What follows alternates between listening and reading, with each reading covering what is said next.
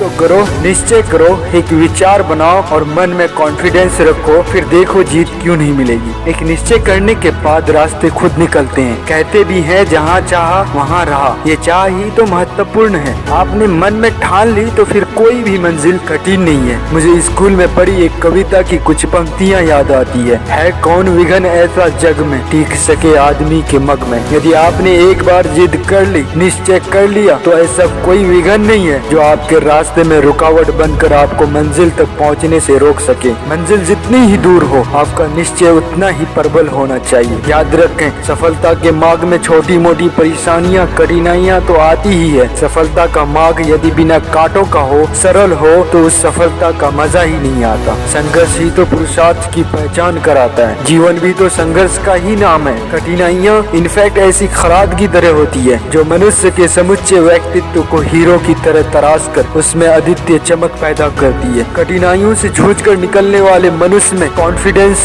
का विकास होता है। यह ऐसी अमूल्य और अनूठी ऊर्जा है जो सफलता की राह में आने वाले सभी झाड़ झंकरों को जलाकर राख कर सकती है। हम अक्सर संघर्षों की तपती धारा से बचने के लिए शीतलता युक्त सरल मार्ग की तलाश में मंजिल से च्युत होकर भटकने लगते हैं। आपकी मंजिल जितनी ऊंची होगी, आपकी महत्वाकांक्षाएं जितनी बड़ी होगी, आपका लक्ष्य जितना उत्कर्ष होगा, आपको उतना ही अधिक संघर्ष करना होगा। निश्चय उतना ही स्ट्रॉन्ग होना चाहिए। आपकी जिद उतनी ही पक्की होनी चाहिए। जिद के पक्के व्यक्ति के समक्ष हर चुनौती बौनी हो जाती है। जो व्यक्ति संघर्ष करने से नहीं कतराता है, जो परेशानियों से निरंतर जूझने की क्षमता और कुवत रखता है, वही अंत में सफल होता है। कहते हैं बिना परेशान हुए लाभ नहीं मिलता, अतः संघर्षों से डरना कैसा। संघर्षों को जीवन का हिस्सा मानकर सफलता के पथ पर पूर्ण कॉन्फिडेंस के साथ, पूर्ण स्ट्रॉन्गता के साथ अग्रसर होइए। सफलता आपका विजेता की तरह स्वर्ण फूलों की माला से स्वागत करेगी।